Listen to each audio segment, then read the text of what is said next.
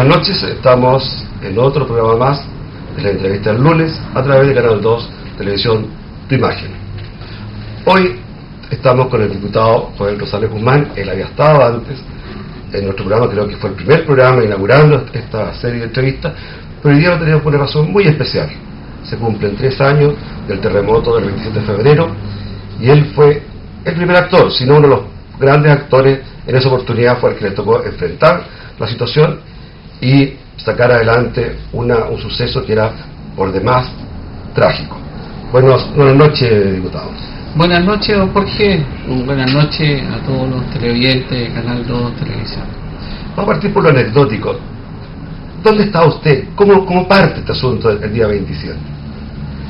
Bueno, ese era el día de clausura del Festival de Viña del Mar y por lo tanto yo creo que gran parte de Chile habíamos visto parte de eso, y posteriormente intenté tratar de dormir en mi casa y estábamos con mi familia, mis hijos, y la verdad es que en un instante vino todo el tremendo terremoto y obviamente sentimos temor, angustia, igual que todos los angelinos, todos los chilenos, digamos, que vivimos el terremoto.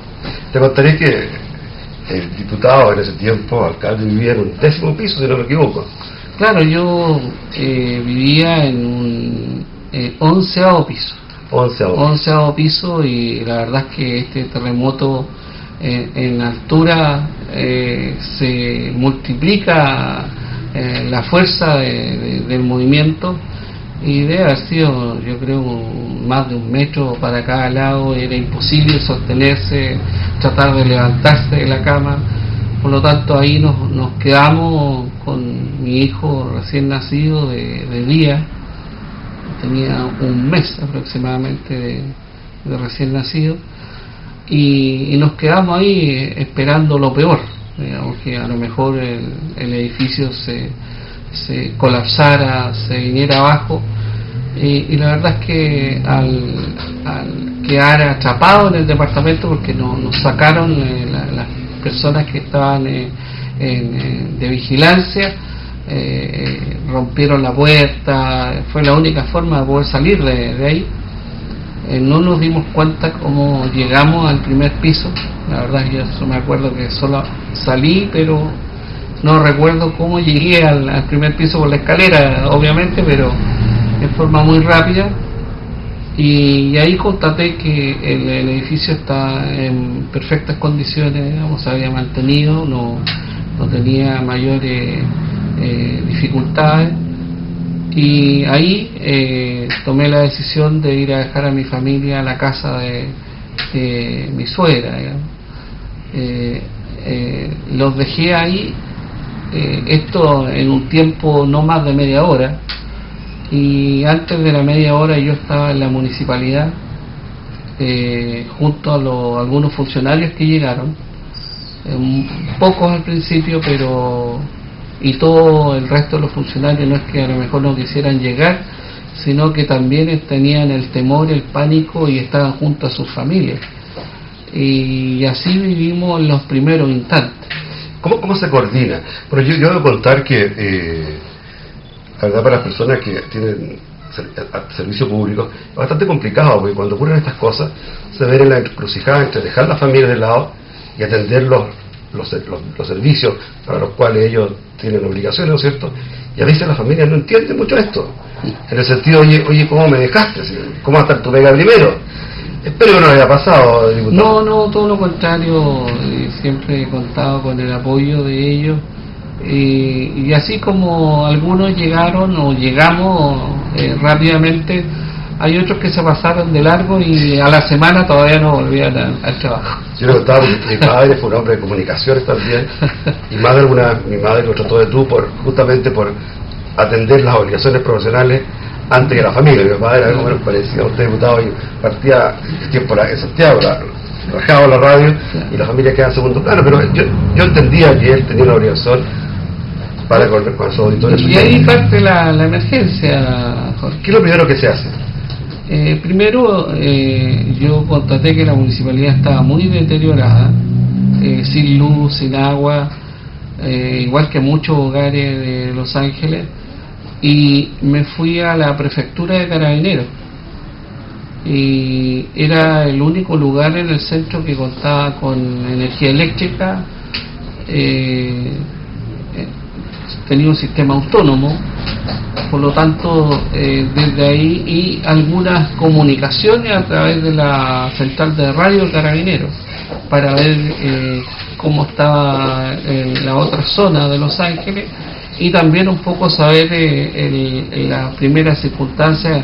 La gente entró en pánico cuando alguien en forma irresponsable dijo que la central en el Alto Biobío iban a colapsar, y por lo tanto imaginémonos nosotros en ese instante una masa de agua que pudiera generar en cualquier circunstancia daño y situaciones indeseadas. Así que ahí llegó también el personero de Endesa, que es responsable de la central, y nos garantizó y nos informó a todas las autoridades que ya habíamos llegado ahí, que no revestía peligro, porque nosotros también somos parte del Biobío, de la cuenca del Biobío, y de la olla hidrográfica, y por lo tanto hay sectores que ya hemos tenido problemas en invierno, imaginémonos como en otras circunstancias. Así que ahí empezamos a adoptar las primeras medidas de la emergencia, de cómo recuperar para nuestra ciudad un abastecimiento de agua potable, de restituir la energía eléctrica, de garantizar que los locales comerciales, los supermercados pudieran atender, y la verdad es que fuimos muy eficientes en eso.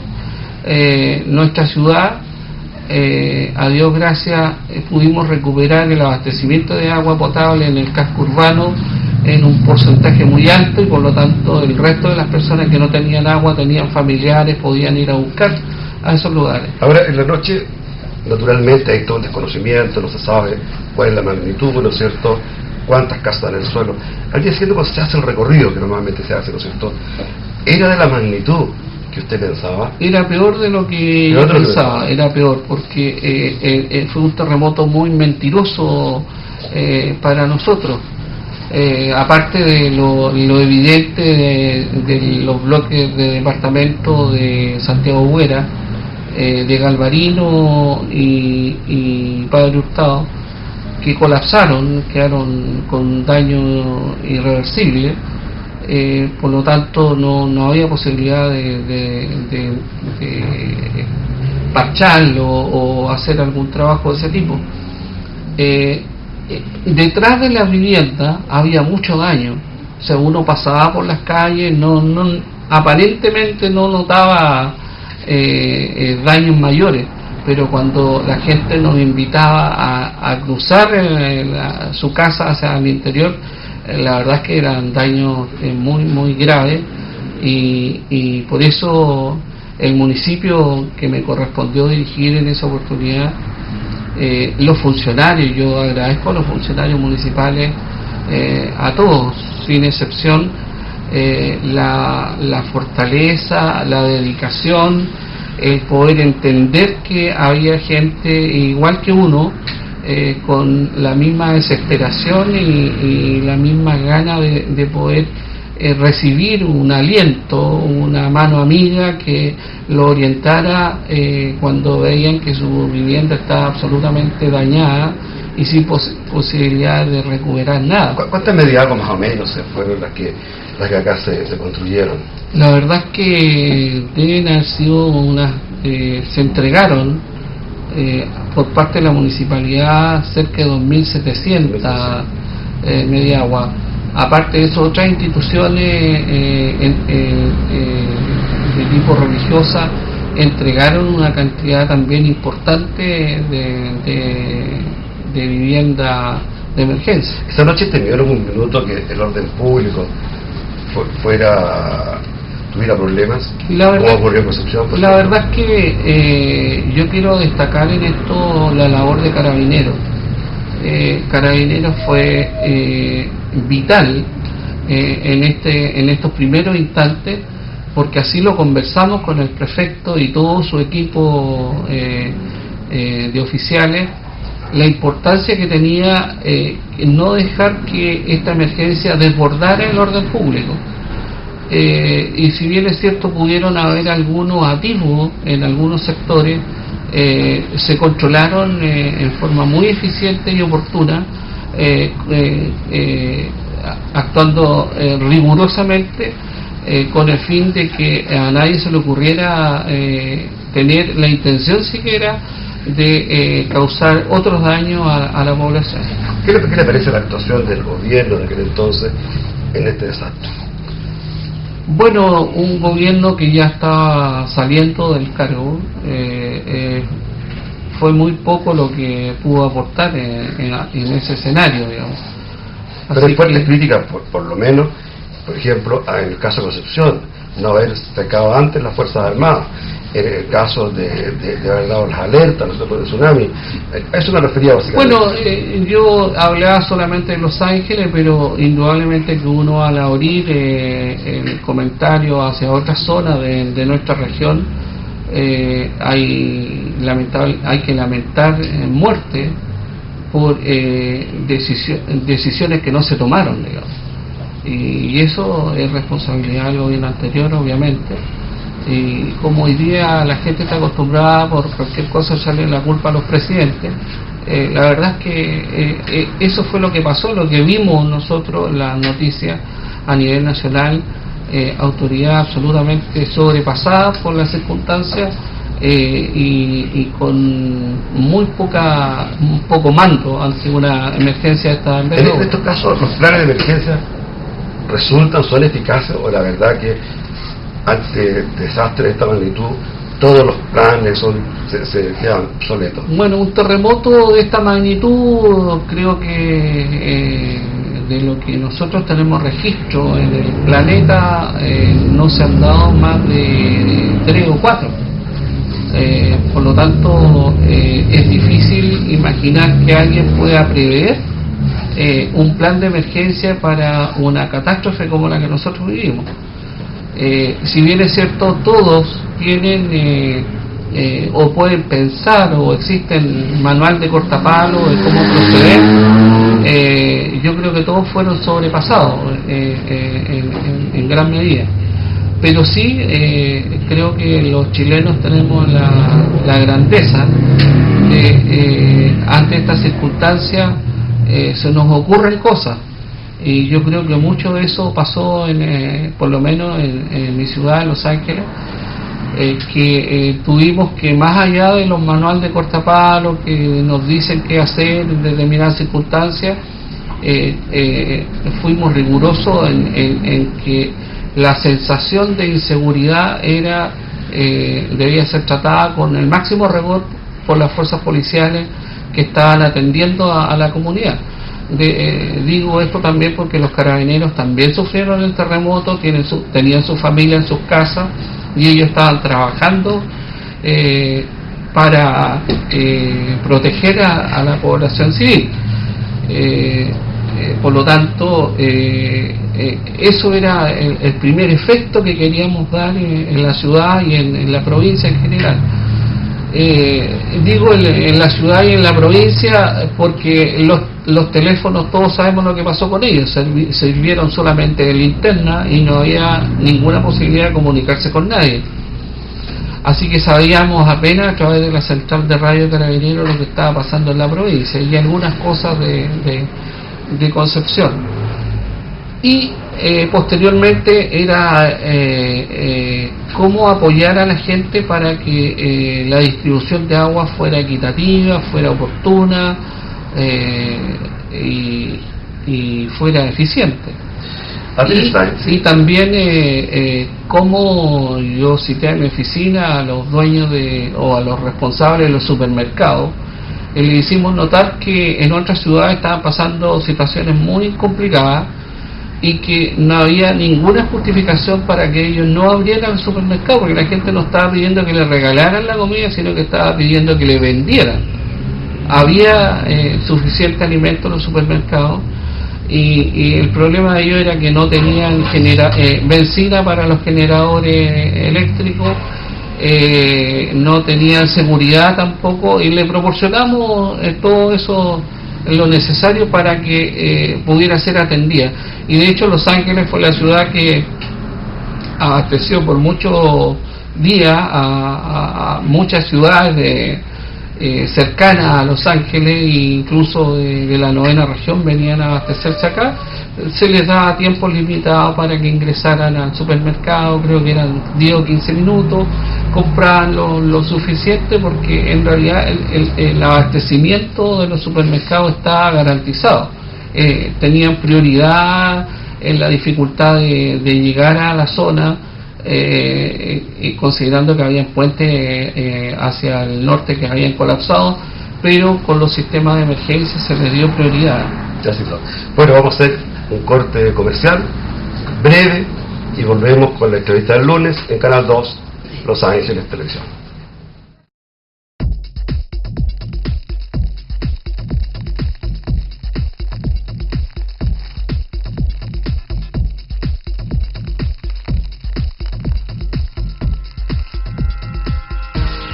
Canal 2, Los Ángeles Televisión, tu imagen.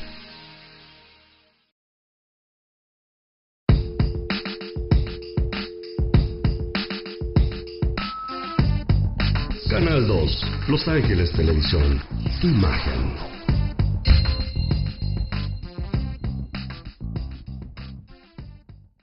Buenas noches, estamos de vuelta con la entrevista del lunes a través de Canal 2 Televisión, tu imagen. Estamos con el diputado Joel Rosales Guzmán y estábamos haciendo un relato, nos estaba contando cómo fue esa noche del terremoto el día 27 de febrero.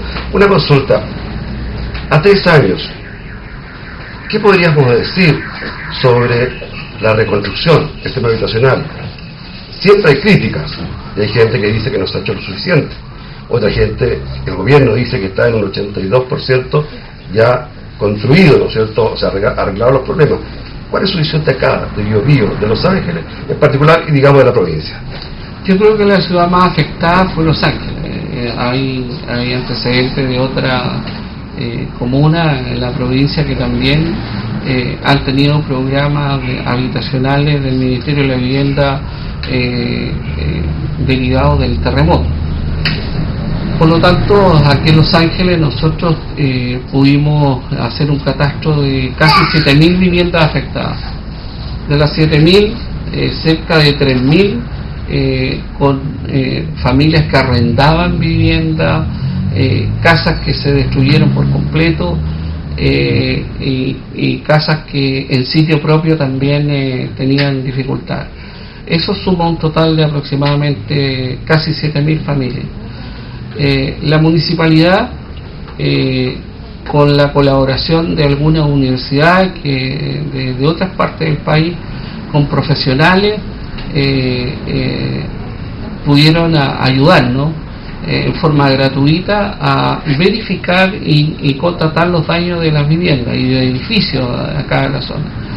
Los profesionales de la municipalidad también hicieron lo propio.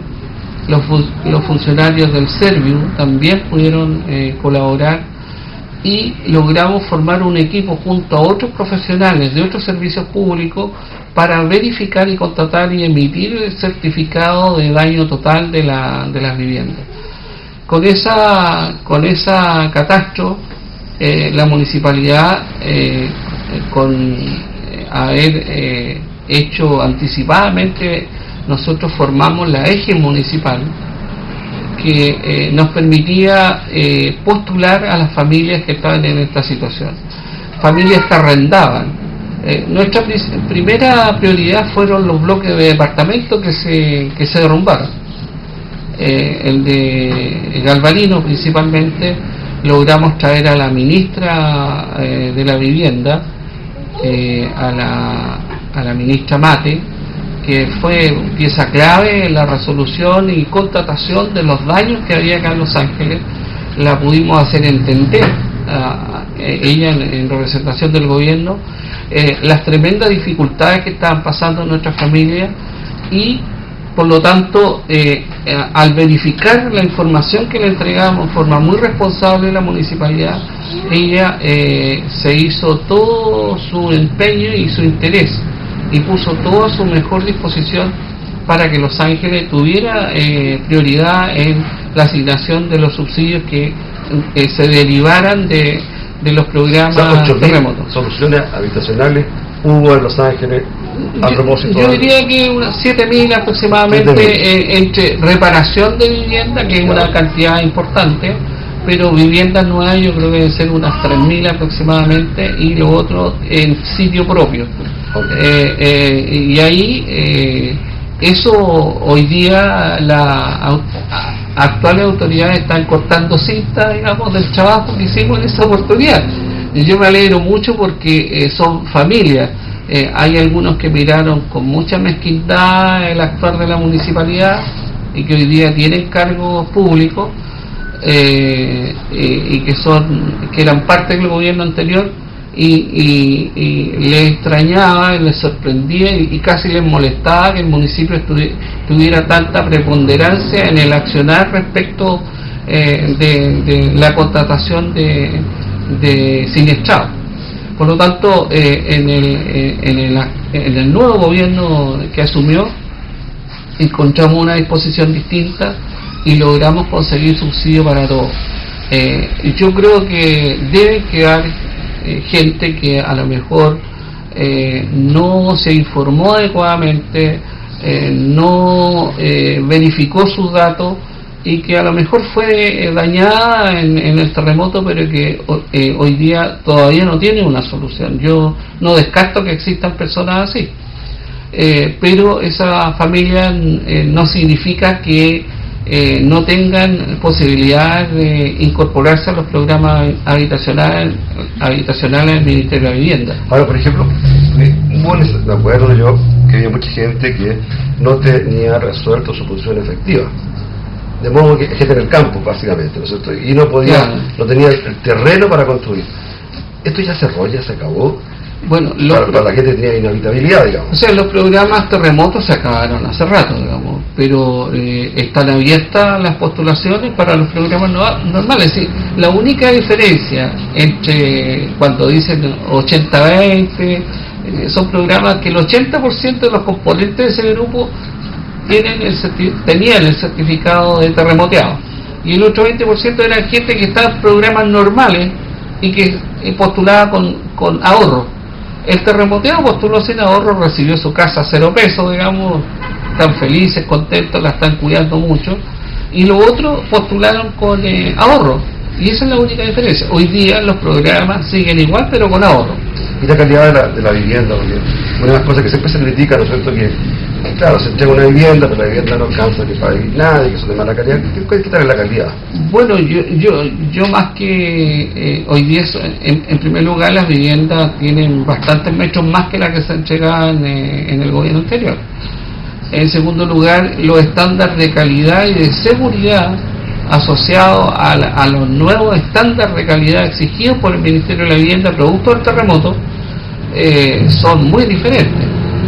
Por lo tanto, las familias tienen garantizado absolutamente que su vivienda es segura, que tiene más metros cuadrados y que además les costó 0 pesos. En el fondo ellos, ante una dramática situación vivida por el terremoto, el Estado le proporciona con recursos de todos los chilenos una solución que es muy digna para cada uno de ellos. Ahora, ¿cuál es la principal lección que se debió o que se debe haber aprendido respecto a lo que pasa después del terremoto? ¿Qué cosas no habría hecho, por ejemplo, esa noche, o qué cosas habría hecho en esos días?